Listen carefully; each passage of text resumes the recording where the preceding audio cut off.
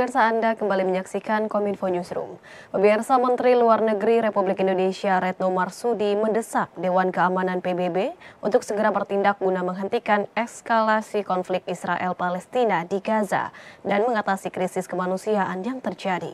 Indonesia mengutuk keras berlanjutnya agresi Israel terhadap warga sipil di Gaza.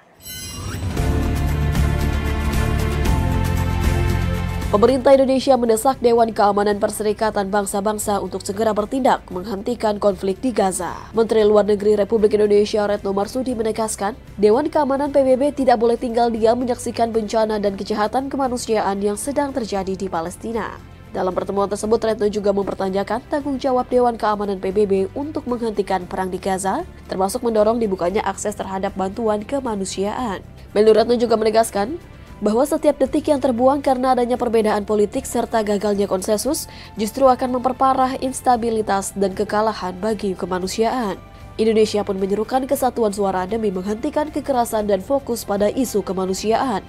Republik Indonesia juga mendesak segera dilakukannya gencatan senjata segera, memprioritaskan akses kemanusiaan serta kemanusiaan harus dikembalikan ke Dewan Keamanan. Menlu Retno juga menegaskan dengan kekuatan besar, Dewan Keamanan PBB punya tanggung jawab besar untuk mengatasi situasi di Gaza, serta akar masalahnya dan memastikan terwujudnya solusi dua negara. Pernyataan saya di Dewan Keamanan PBB saya tutup dengan kalimat bahwa Indonesia stands with the people of Palestine. Indonesia akan terus bersama dengan rakyat Palestina. Rekan-rekan media yang saya hormati, pernyataan Indonesia tersebut mencerminkan kekecewaan Indonesia terhadap kerja Dewan Keamanan PBB. Sampai saat ini Dewan Keamanan PBB belum dapat menghasilkan resolusi untuk menangani perkembangan di Gaza, untuk menghentikan kekerasan dan menjamin penyaluran bantuan kemanusiaan secara aman. Pemirsa, Badan Narkotika Nasional atau BNN memimpin pertemuan ke-45 Heads of National Drugs Law Enforcement Agencies Asia and Pacific yang diselenggarakan pada Selasa 24 Oktober 2023. Pertemuan tersebut merupakan salah satu bentuk upaya pemberantasan peredaran gelap narkotika, khususnya di kawasan Asia Pasifik, yang dihadiri oleh pimpinan lembaga penegak hukum di negara wilayah Asia Pasifik.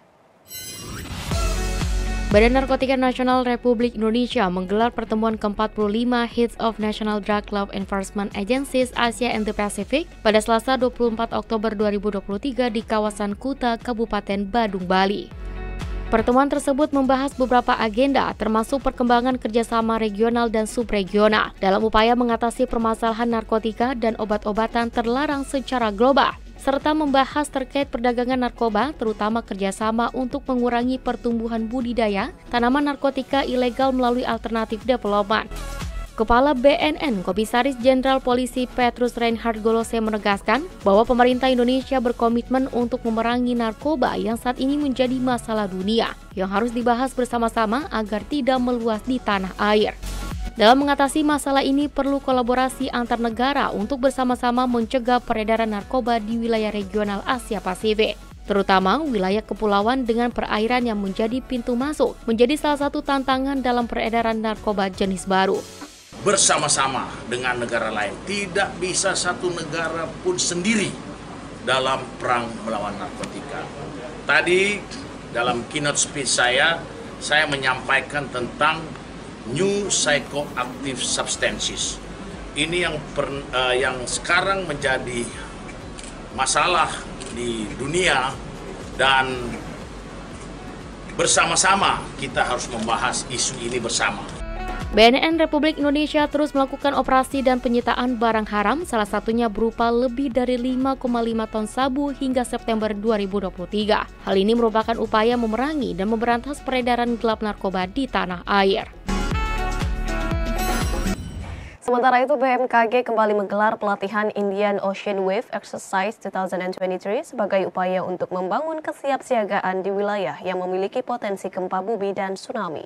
Berbagai skenario latihan juga digelar terhitung pada tanggal 4, 18, 11, 25 Oktober 2023. Badan Meteorologi, Klimatologi, dan Geofisika menggelar pelatihan Indian Ocean Wave Exercise tahun 2023 untuk membangun kesiapsiagaan di wilayah yang memiliki potensi gempa bumi dan tsunami. Indian Ocean Wave Exercise merupakan agenda internasional yang diselenggarakan tiap 2 tahun sekali dan diikuti oleh seluruh negara di Samudra Hindia sejak tahun 2009. PLT Deputi Bidang Geofisika BMKG Hanif Andi Nugraha dalam konferensi persnya menyampaikan bahwa pelatihan ini sebagai perangkat efektif melatih dan menguji standar operasional prosedur peringatan dini tsunami secara end-to-end dari hulu ke hilir. Seperti halnya dari Tsunami Service Provider kepada National Tsunami Warning Center dan diteruskan ke Disaster Management Office dan Community.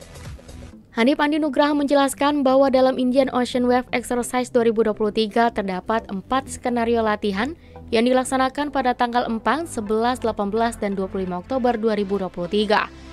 Yang terbagi dari 3 skenario latihan dengan pusat gempa di Nicobar Island, pantai Iran, dan selatan Jawa, serta 1 skenario lainnya dalam bentuk non-tektonik di Australia.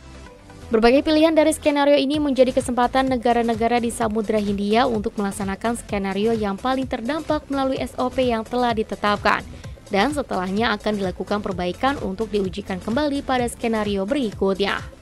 Pilihan dari skenario ini menjadi kesempatan pada negara-negara di Samudra Hindia untuk melaksanakan skenario yang paling terdampak guna menguji SOP dan dilakukan perbaikan untuk diujikan kembali pada skenario berikutnya. Pemirsa, usai jeda kami akan mengajak Anda menyaksikan dialog kunci sukses penurunan stunting di Kabupaten Tabalong bersama rekan saya Mona Azari sesaat lagi.